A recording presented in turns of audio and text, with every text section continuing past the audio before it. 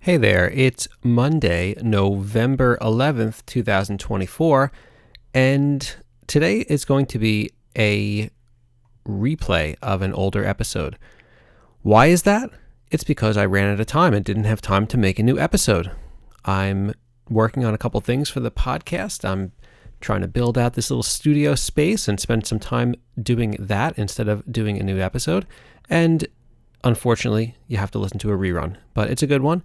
It is episode 11 with my wife, psychologist, Dr. Noreen Vail, and she is talking all about, or we are talking together all about behavior change for healthier habits.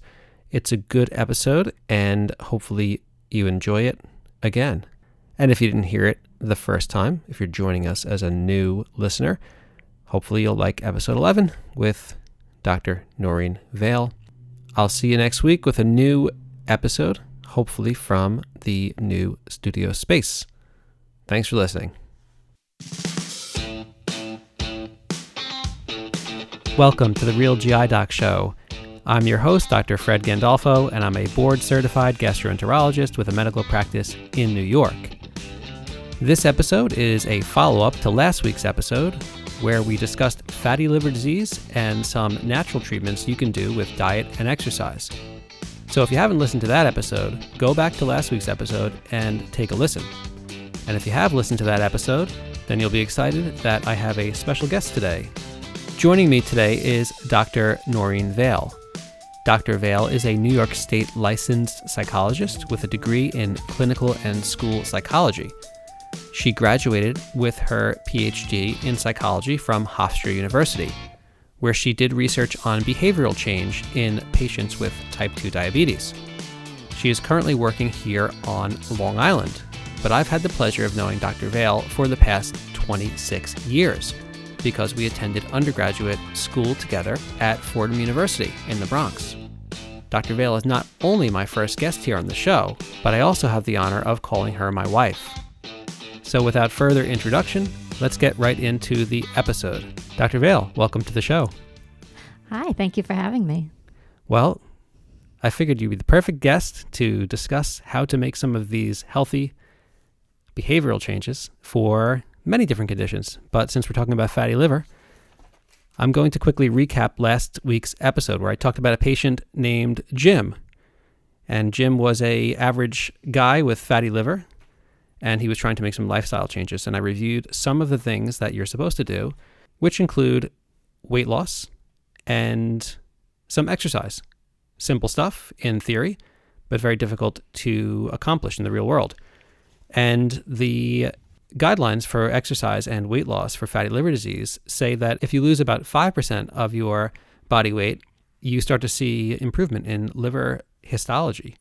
And if you lose about 10% of your body weight, you can actually see some reversal of fatty liver disease and even reversal of fibrosis, which is the dangerous condition that leads to cirrhosis in many people.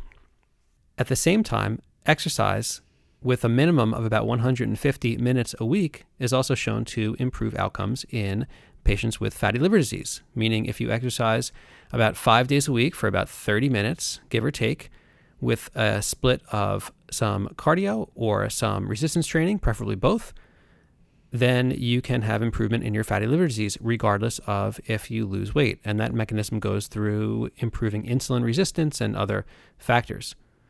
So the big question here is we have things that we can do about fatty liver disease, and we know what we should do on a basic level before we get into drugs and more aggressive treatments.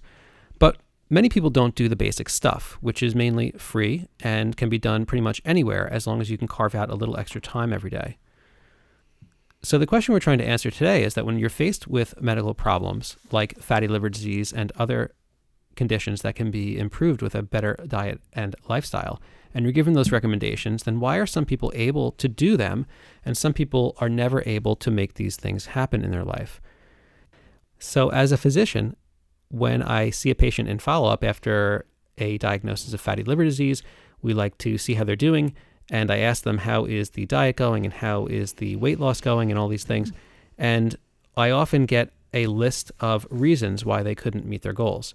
And these are just some of the common ones that I hear frequently. The most common one probably is that I don't have the time. I don't have the time to exercise. I don't have the time to eat healthy. I just can't find the time. I work all day, I commute, etc. Patients also say, I did it for a couple of weeks and then I just kind of stopped. I didn't see any results. It was kind of a waste of time. I don't know. I just stopped it for no good reason. Many people say, oh, yeah, of course, doc. I'm trying to eat healthier. Yeah, I'm really trying. I'm trying. But when you ask them what they're actually doing, it sounds like they're not really doing any of those things. I'm trying, but they're not really trying. Or maybe they're trying in their head, but not in reality. People often say, oh yeah, I know, I really got to get started on that. I'm going to do it. I'm really going to get started. But our last follow-up was 3 months ago and nothing happened. So they didn't really get started. And are they going to get started? Who knows? Toward the end of the year, you start to hear about holidays. So holidays start, I think, around, Memorial Day, and they end at next Memorial Day. But there seems to be an endless slew of holidays that will just derail people's progress. And, especially around the Thanksgiving to New Year time span, there's endless holidays and excuses to eat whatever you feel like. So the holidays tend to last 4 or 5 months, which isn't really a holiday at that point. People also say, I like my wine, I like my bread, I like my candy, I like my pasta, whatever the vice is there. I like that, so I'm not going to stop, which is valid, but doesn't really get you toward your goals. People also say that I couldn't exercise because of my fill-in-the-blank injury. My knee, my shoulder, I have a bad back, my shoes are too tight, my shoes are too loose, my neck hurt, it was too dark, it was too cold. So those are the excuses that I hear all the time. And when I hear that someone was diagnosed with a condition like fatty liver or liver fibrosis or they're on the pathway to get cirrhosis in the next few years, and they're not doing the basic stuff like walking around the block or maybe cutting back on some of the calories, what that sounds like often to physicians, and maybe that's a jaded perspective, but I think it's human nature, is that people aren't taking their health seriously. Or maybe they don't understand that the condition actually is serious, or maybe they don't believe me, or they don't think it's going to happen to them as a denial factor. Maybe they don't think diet and lifestyle works, or they've tried it before and it didn't work for them in the past, so why is it going to work for them in the future? They don't think that they're capable of making the changes. Maybe they have a fear of failing and they don't want to let themselves down. Or maybe it's all the fact that they don't really know where to begin. They're overwhelmed with the amount of changes that would have to be made. Or some people suffer from this all or nothing mentality. Like if they can't do it perfectly and go to the gym for 2 hours a day and watch every single little thing that they eat, they'd rather just not do it at all, because if they can't do it perfectly, then why bother? So these are all, obviously, these things all have flaws in their logic. So I run into problems trying to counsel people about this stuff because I don't often know where to begin, and I don't think we have any training. We do have some training in this in medical school and just through experience with talking to people, but we don't really get a formal training in how to help people make these changes.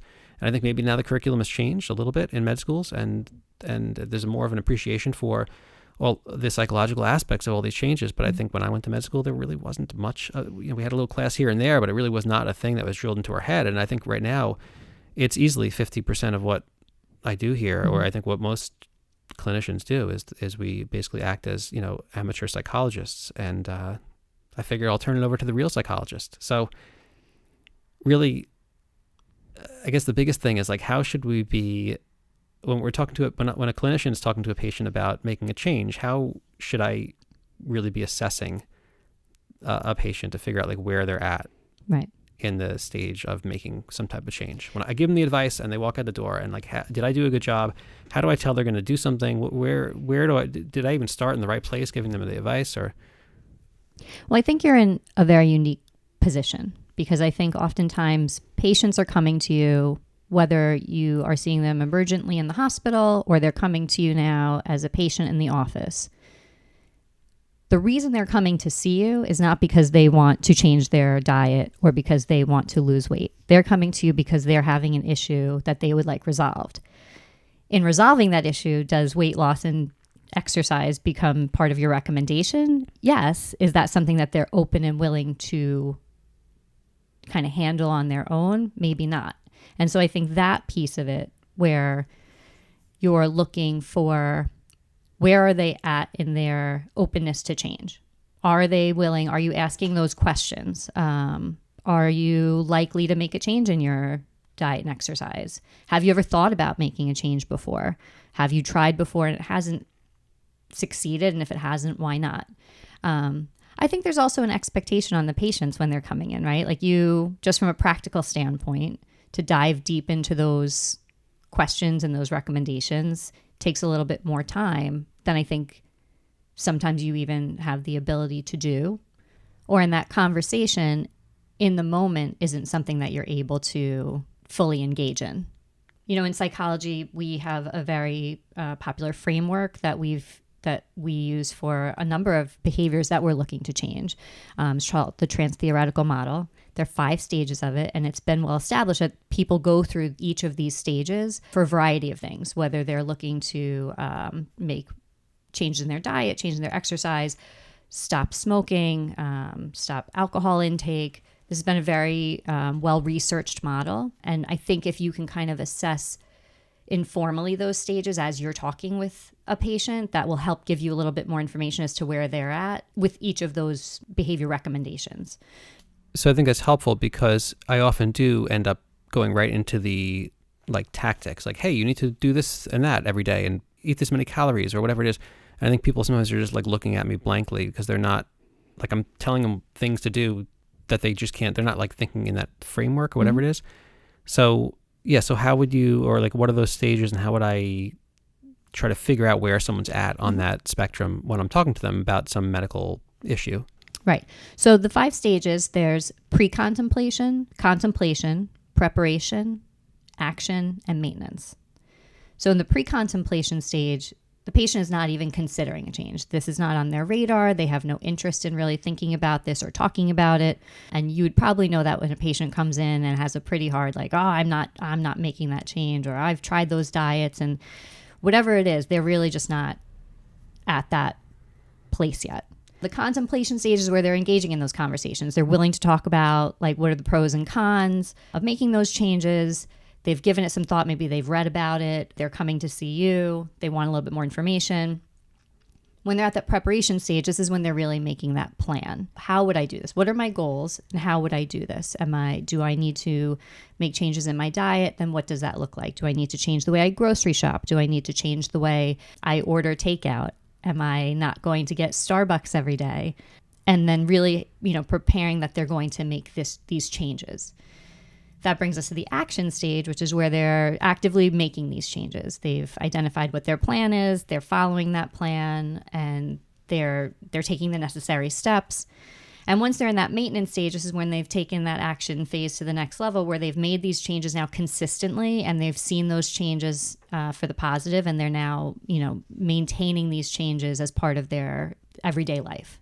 So wait, those stages again, they were pre-contemplation, contemplation, preparation, action, and maintenance. So you want to be in maintenance. I mean, the goal is to be in maintenance. I think what gets tricky about this, though, is that you may be at the preparation stage for making dietary changes, but you might be at the pre-contemplation stage for exercise. So I think what becomes challenging for you as a physician when you're working with patients and making these recommendations is kind of assessing these multi-factors in their treatment plan. So what is the most, and we can't be overly, kind of bulldoze the patients with, you have to make all of these changes, because I'm assuming these problems didn't happen overnight and they're not going to change overnight. So I think we have to be very mindful of being realistic and working with that patient and not having to say, you need to make this change. It's what's realistic for you? What works in your life right now? These are the things that I think we have to work on. How likely are you to be able to make a dietary change successfully? How likely are you to incorporate exercise successfully? Which of those do you think we could tackle first? And I think that's what will help lead the conversation, because I think people come in already on the defense, right? They already are coming in because they have a problem, which is hard enough to admit. I think it's even the fact that they've showed up to the office, they've made the appointment, they've showed up. That alone is anxiety provoking for a lot of your patients. You're coming in, you do this every day. It's just part of your life. For them, maybe they've even thought maybe that alone was their contemplation, preparation, action stage, because they've thought about making a change. They're afraid to get the information. Sometimes they're afraid of what you might tell them or what test results might look like. So I think all of those things we kind of have to be mindful of as each new person comes in. while you might see a constellation of symptoms and things, characteristics that are similar throughout your day, for this person, it's their first interaction or their first time dealing with this. Yeah, I think it's very true, right? Like when you see the same maybe 20 diseases over and over and over again, for the most part, in most of these fields, you end up kind of seeing, it's like playing chess. Like you see someone come in and you can kind of already like start categorizing, like, where is this going to end up? You can see like this person is going to do this, this, and this is the outcome in, whatever, like 80% of people, and then they'll do these other things, and then this will be the outcome in those 20% of people who do whatever the other thing is, not take the medicine or take this other medicine. And you can kind of like figure out where people are going to end up, and you can see that very early, but the patients don't always see it. They don't always see that by making these choices and like perhaps not doing whatever they're supposed to do, not taking their medicine, so they're going to end up in a bad place in a couple of years. But you see it. So when I'm talking to this theoretical patient, Jim, and I'm giving this advice, it's really out of like, because I could see his future already, kind of, which sounds silly, but it's just when you see the same thing over and over and over again, you kind of know there's only a few ways it ends. And maybe he gets lucky and nothing happens, and that's awesome. But the majority of the time, the disease just kind of marches on as a progressive problem, and then you just don't want to have that conversation with him 5-10 years from now that, hey, all the things that we didn't want to happen, they all happened. So I think that's where it gets a little frustrating for us as clinicians, and we kind of jump right to like, this is what you have to do, because we thought of all the permutations already of like not doing it or doing some other alternative thing or picking and choosing from the options that you want. And we know that for most people, or for many people, it ends up not where they want to be in 5 or 10 years. So, it's like you just want to give them the advice because that's the advice. Like, here, look, it's the best. It's the way you should do it. But obviously that's a little paternalistic, and you do have to meet people where they're at if you want to actually help them change. You do have to kind of and I think, I think part of that, those conversations, you don't have the luxury of seeing the patients every day or every week. So you're giving this advice, and their next follow-up appointment will probably not be for however long, whatever the time frame is, depending on how serious their issue is. So I think those conversations and those seeds that you plant, I think they do develop over time. I think that in the 20 minutes that you might have with them, I don't think it's going to be where you get a definitive yes or no answer that what they can do. But I think by having those conversations and even going off, I don't think I've ever been in a physician's office where they said, what are your goals in 5 years? Where do you see yourself? Physically, where do you see yourself? What do you think that life would look like? Because if their goals are consistent with what they're doing now, like they don't want to make any changes, or if they think that what they're doing is going to get them to a goal that is not going to happen because all of these things they're doing are going against that goal, I think that's also a piece of it. That's a good tactic, actually, because I think people, if you ask them that question, they're probably going to see themselves in the same place they are today, just like 5 years will pass. But that's not how reality happens. Like, things only usually get worse without intervention, not better. Or with the passage of time, things only get worse. Like, no one looks better in 5 years than they did today. Well, some people do, but most people don't. And progressive diseases progress over the next 5 years. So people maybe we just want to stay the same as they are now, and it's hard to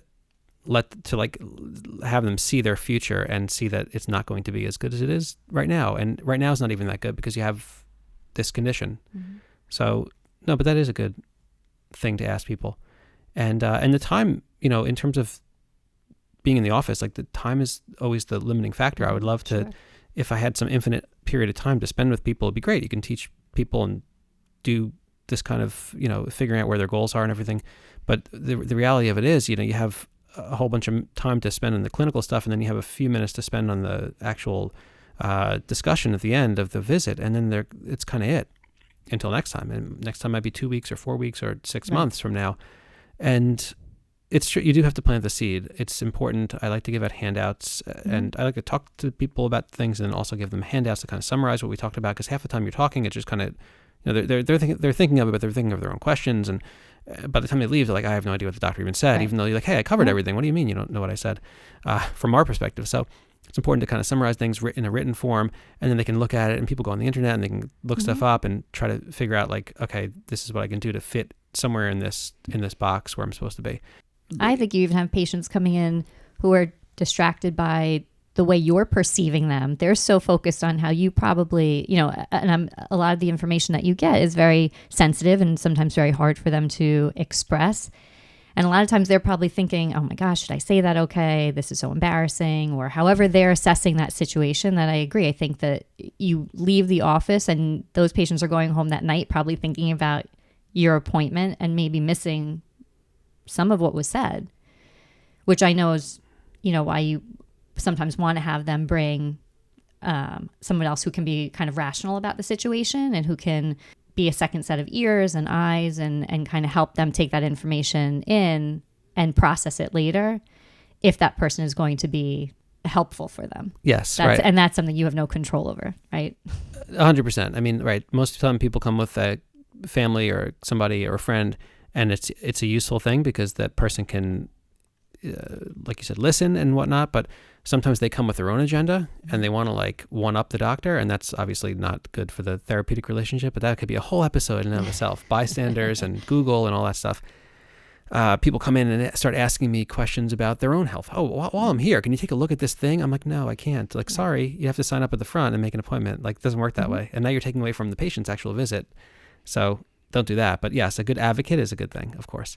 And like one of the things I struggle with too, in terms of like, how do I budget my time? If I have a few minutes to talk about the medical stuff, to assess the patient, to hear the complaints, to click the computer buttons, to send the prescriptions and whatnot, and then I have a few minutes left to kind of like figure out the plan for the patient, how can I like quickly identify where someone's at on that spectrum? I guess I can ask them some of those questions.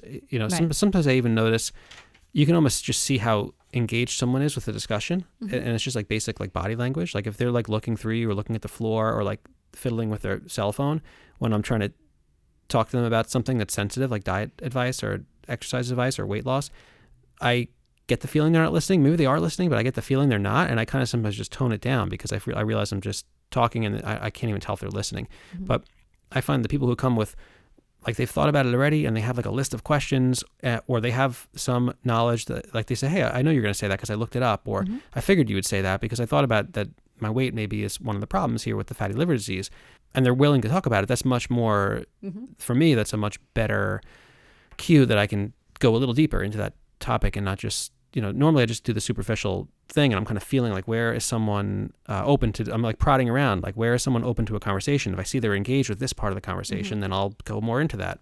So it's tough. I mean, it's just, the time is really an issue. I wish you could do like a blood test and you can see where they were on this like 5 steps of the stages of change or whatever it is.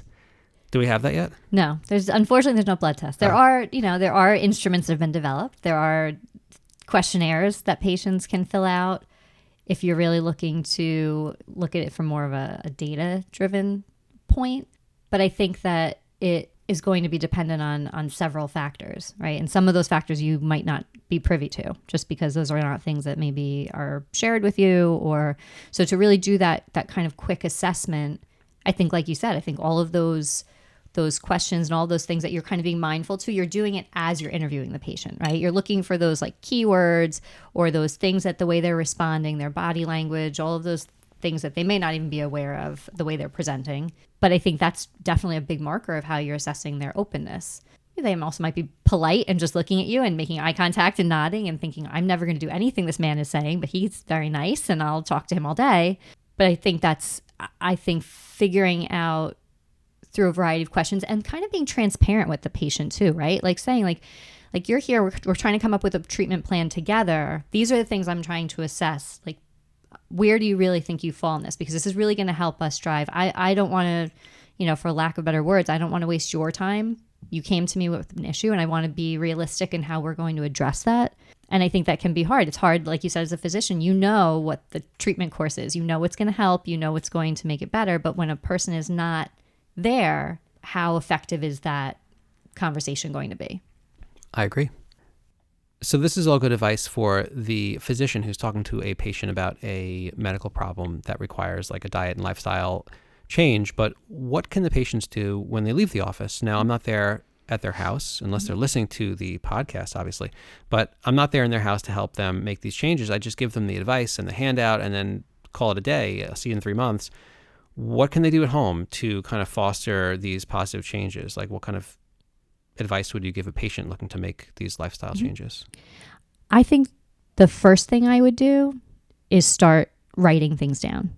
I think that we tend to overestimate our positive behaviors and underestimate our negative behaviors. And I think a lot of times people in general, right? Like we don't always realize how much maybe we've eaten at a meal or how few minutes we've exercised that week, how much screen time we've been on, right? I think that there's a lot of sort of, oh no, I don't eat that much, or, oh no, I run like every day. And then I think when you actually sit down and write it down, and there are a lot of apps out there. I know a lot of people who do track things through apps, but I think that the intentional act of writing, I know for myself personally, like putting pen to paper and really being able to write things down, I think it makes you more mindful about the task that you're doing. I think the apps are very easy to kind of open and close quickly. And while it might be good for tracking things like your steps, exercise, if you're looking to decrease your screen time, you can certainly look at it through that.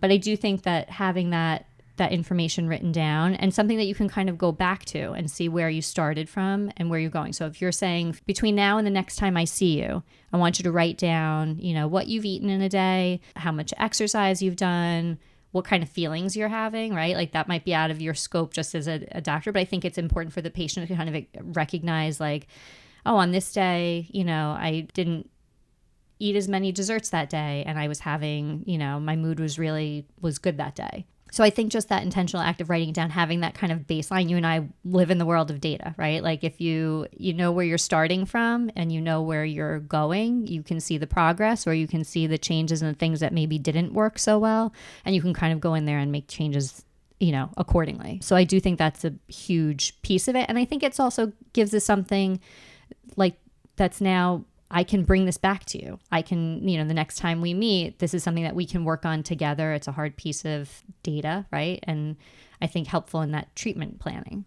Yeah, I agree. I think when people write things down, it really, at the end of the day, it is more for themselves to keep them on track, because if they brought me 3 months of their diets, like that would be cool if they were doing that. I'll look at it, but I'm at the same time, it's almost like information overload for the doctor, but it does keep them it always keeps it at the forefront of their mind, and it makes it harder to kind of lie to yourself or whatever you want to call it. It makes it easier to stay on target with your own goals if you're writing this stuff down. I find that works for me too. If I'm writing down my workouts, I realize I'm not doing as much as I think I am mentally. So when you write it down, it keeps you honest.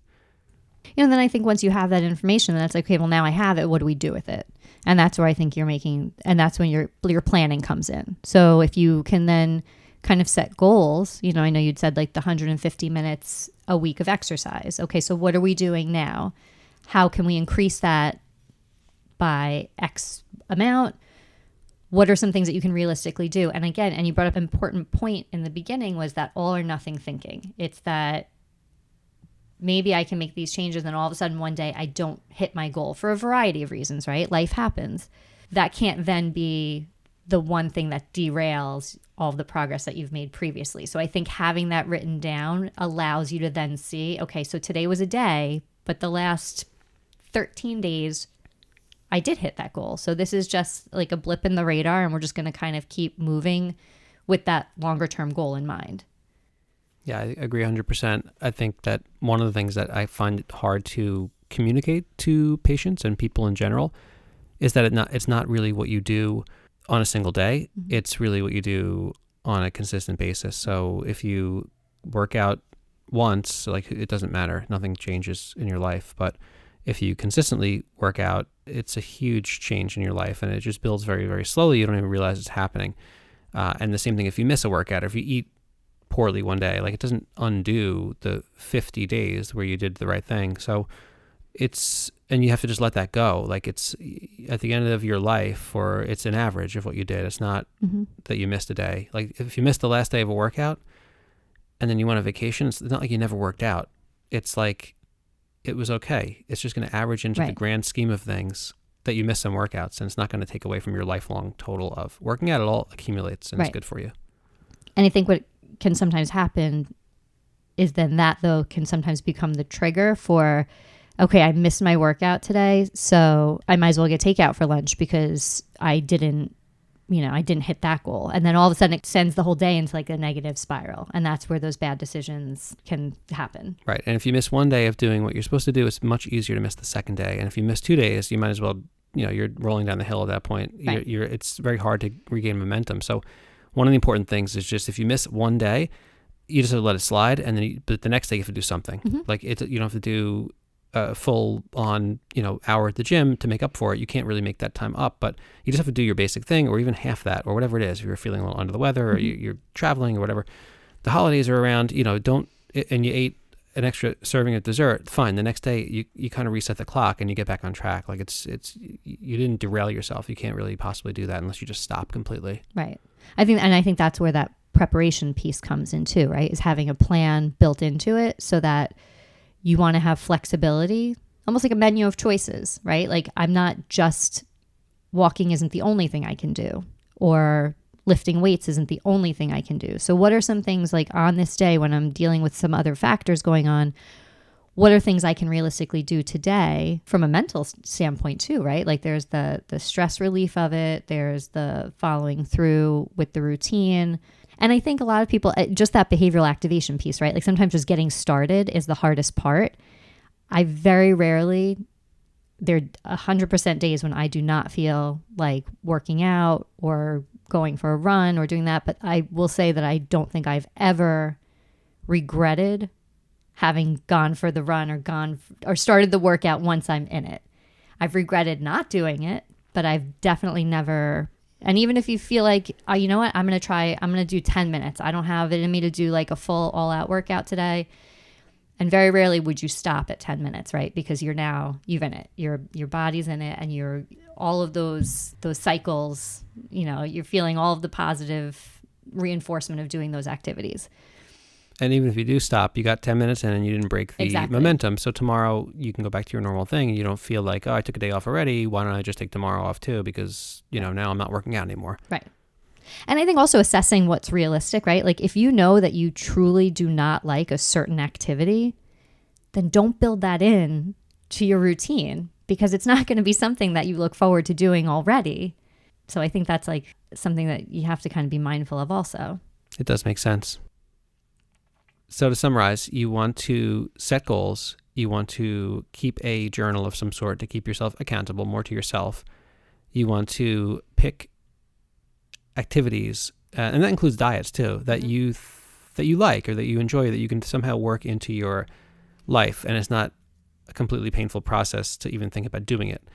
If you don't like running, you can figure out 5 different things to do for exercise, for example, and you don't have to make yourself do the things you don't like to do. And you have to be wary of that all or nothing thinking. So if you get derailed for a day or two, you just have to start right back up again, and you can't beat yourself up about it. Yeah, I think it's important not to overcomplicate it, right? Because this is it shouldn't be something that is like rocket science for you to kind of wrap your head around, right? Like you have to just make some, I think you have to be mindful about what those dietary changes that you are looking to make are, because I think that also goes all or nothing. You can't say, okay, today I'm going to work out for an hour.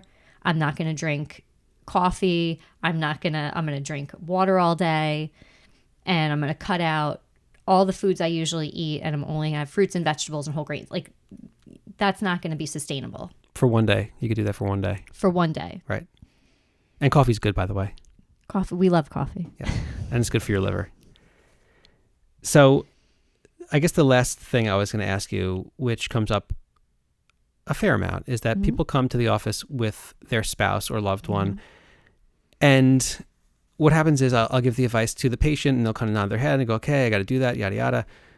And then the spouse will kind of like rip into them and start nagging and telling me the real story. Oh, he does this and that when, he'll tell you this, but he's actually doing this at home. He'll tell you he's exercising, but he hasn't put on his sneakers in 6 months and he's never seen the inside of a gym. Or he'll tell you he's watching what he eats and he watches the donuts as they go down his throat. So the spouse usually comes in and tells the truth, but they also make it kind of like a adversarial like relationship. It's very strange. So how do you deal, or how should I deal, or how should maybe a better question is, how should a spouse or a family member, a loved one, kind of help to make the patient make some good changes rather than just be I don't know, nagging them, it like doesn't seem very effective.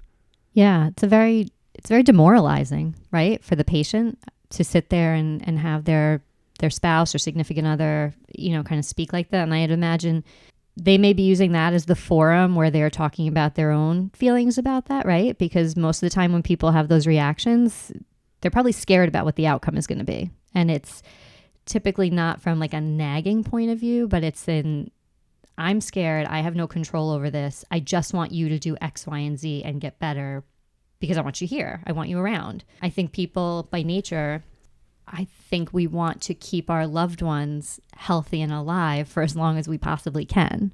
So when we hear information that's the opposite of that, or when we see them engaging in behaviors that are the opposite of that, it can be very difficult for us to communicate without being maybe overly aggressive or passive aggressive or making snide comments instead of, I think even the people who have the best relationships and best communication patterns struggle with some of those delicate topics, because if they've tried to talk to their spouse before about it and they've been met with like a very negative reaction and they become very defensive or it escalates to a fight, that can be a really hard topic to broach again, because you want to avoid that, but you're still having these feelings. I think part of it is approaching it from that I versus you standpoint, right? So when you're having those conversations and you're starting to talk to them, not you need to lose weight, you need to go for a walk, you're not taking care of yourself, all those you statements, as soon as you hear that, it's okay, you're pointing at my flaws, which I probably already know I have, and I don't feel so great about. But now that you've pointed them out to me, it's just going to make me triggered and feel really worse. And now it's going to get into a really negative interaction. So I think if they've been there with the patient in the room, maybe that night or a day later, like, how did that doctor's visit make you feel? Like, that was a lot of information that we got. When I heard all that information, I was thinking this, I was feeling this, and really trying to take it away from, or approaching it from like a joint effort, right? Like, that must be really scary for you. I'm here to help in any way I can. What are some things that I can do or that you think you might want to make some changes in? I'm happy to be there to help you. I think coming from that supportive position instead of that, similar to how you want to approach your patient, right? You want to be supportive without being overly instructive if that's not where they're at right now.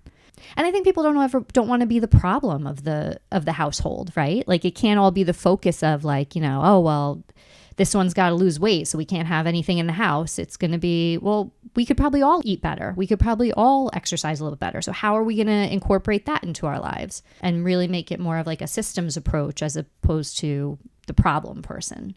Yeah, I think that when you see people with some of these diseases that start with poor diet and too many calories going into their bodies, you often see it's a whole family situation. It's not always the case, but it often is. So like you said, and I've said this to people before kind of jokingly, but it is kind of true. I'll say, if he's not exercising, why don't you get your sneakers on and go out for a walk with him? Mm-hmm. And if he's not eating right, then, where is he getting the food from? Yeah. Like, is he going out every night to eat by himself? Or are you preparing the food for the family? Or what's the deal there?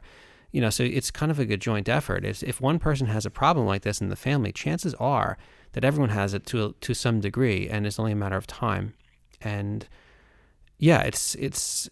I think sometimes people have their little fights in the office, and they haven't had them at home. Like, that's the first time sometimes that the spouse feels like empowered to bring it up because someone's talking it. Now we're talking about it. It's hard to address it randomly, like at the dinner table, but now we're talking about it, so they can kind of kick someone when they're down. And while sometimes it's humorous, it never really seems constructive. They say it in a humorous way. They kind of laugh, like, oh yeah, Jim does this and that, and blah blah, ha ha ha, and the guy laughs about it, but on the inside he's probably crying. And to me, it doesn't seem like a constructive way to do things. So yes, the whole family really should get on board. If someone's failing in a certain way, like, everyone should kind of be there to help them out and not kind of make fun of them when they are in need of help.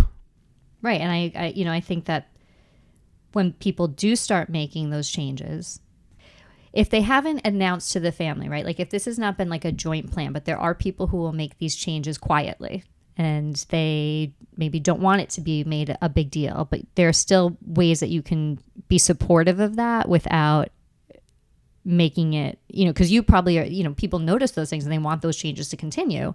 So you want to seem like you're being supportive, but if they haven't like kind of announced that and that's like a quiet plan of their own, then I think acknowledging it quietly also needs to be implemented, because I think there's that, I think that you want to build on the momentum and you want to keep that going. If you start realizing that your husband needs to exercise, he's at the gym all the time, well, now you can't also complain you're never home, right? Like you can't give these mixed messages either, because I think that when you have recognized that this is like a very serious issue, sometimes of life or death, and this has to kind of take precedence over everything, that I think those changes that might happen and affect your family situation, I think they have to be taken seriously too. Like this is kind of like our new normal right now.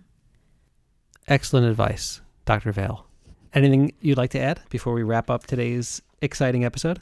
No, I mean, I think the one thing that we really haven't touched on, which, I'm assuming will be touched on later on in other episodes, is that idea of building the patient-physician relationship and developing these treatment plans.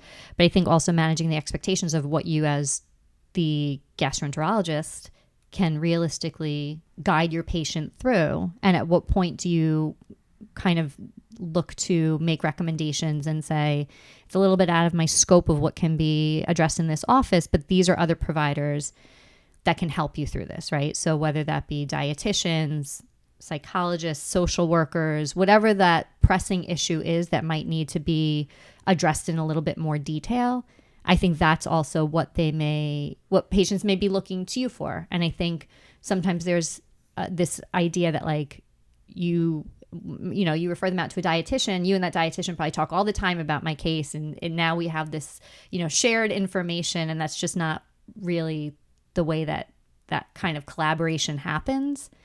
So I think being able to direct them to people and preparing them for what those conversations and what they're really there to help them do is an important piece of this as well. Because very rarely, so to put all that responsibility on you solely as their provider when there may be a number of other factors that need to be addressed is not necessarily realistic.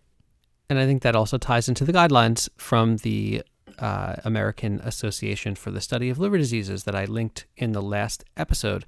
They do talk about like a multi-specialty approach to this problem. So you could have different specialists get involved, and that's what the guidelines do recommend. So personal trainers and dietitians and psychologists, and also like medical wise, pulmonologists. A lot of these people have sleep apnea that's kind of ruining their life as well and causing problems with for a million different reasons that are beyond the scope of this, and cardiologists, because people get heart disease, and when they have fatty liver, heart disease is like the number one killer when you're younger, and until the liver disease has time to really catch up, it's the inflammation in your body and the weight and the insulin resistance, and you actually get heart disease and cancer are the two biggest causes of death. So yes, teamwork is definitely the way to go here.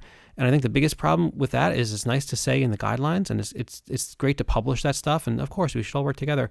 And the patients should go see all these 5 or 6 different specialists who can help them and have the knowledge to help them and have the the ability to do it. The only problem is that when you send people out to see all these people, it's very time consuming. And it's a lot sometimes for people to keep up with all these appointments and follow-ups and tests. But the biggest thing, I think, is the fact that insurance puts up a lot of roadblocks to this. So it's challenging for me to get some patients to see a dietitian depending on their insurance. They have to pay out of pocket. They have to pay cash sometimes, although it's getting better with insurance. It's not perfect. And the same thing with like mental health is challenging with insurance. Finding someone to help them with exercise is usually not covered at all, or sometimes it's reimbursed after the fact. So it's it's not like you just go and pay your copay and you see the exercise guru and the psychologist and the dietitian. It's a lot of appointments. So it is challenging, and I do send people to see specialists in their field when it's practical, but sometimes it's just a lot. And if it's me trying to just convince the person to get outside and walk for 15 minutes every other day, and that's where they're at, it's like so hard to get them to that point. But the motivated people, yeah, for sure, they do benefit from, especially from seeing a dietitian and kind of getting that whole situation organized. And I wish there was like a role. I wish there was a more accessible pathway for people to get into see like psychologists, Yeah. or like almost like health psychologists or whatever you'd call it, to help them make some of these lifestyle changes. Because that's really, at the end of the day, we have the knowledge. We have the drugs, which I'll cover in the future, that you can do a lot of things with what we have already, and it's just doing it, and finding the ways to make it part of the framework of your life, so you get in that maintenance phase and you don't have to think about it anymore. You just do it. And I think that's really the major issue. And I think that mental wellness piece of it, because a lot of times when you're looking to refer people out, people sometimes have a very skewed idea of what therapy is or what I think mental health specialists do. But a lot of times it's very solution focused, right? It's very problem focused. Like you're here with this like specific thing that you're looking to do or change.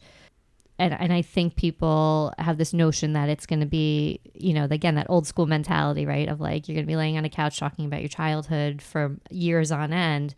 And I don't think that's I know not to be the case, right? Like, I think it has to be, I think the education piece of that alone, of just what the specialties do and what the nature of those recommendations even are, is important too. And how do you connect your patients to that it's a huge problem. I mean, we're definitely lacking in resources.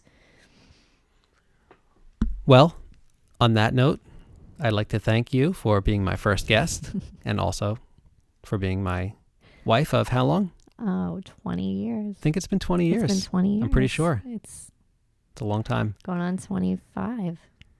And this is what we talk about at dinner table every night. Psychology and medicine. It's very exciting, very interesting. So with that, Dr. Noreen Vail has left the building. And I'd like to just say thank you for listening, and I hope you found this episode informative. If you'd like to leave me a comment, you can find me on all available social media platforms under the name Real GI Doc. And if you'd like to find the show on Apple or Spotify and leave a review or a comment, that would also be much appreciated. Please don't forget to subscribe to the show. It really does help get the show in front of new listeners. And until next time, thank you for listening.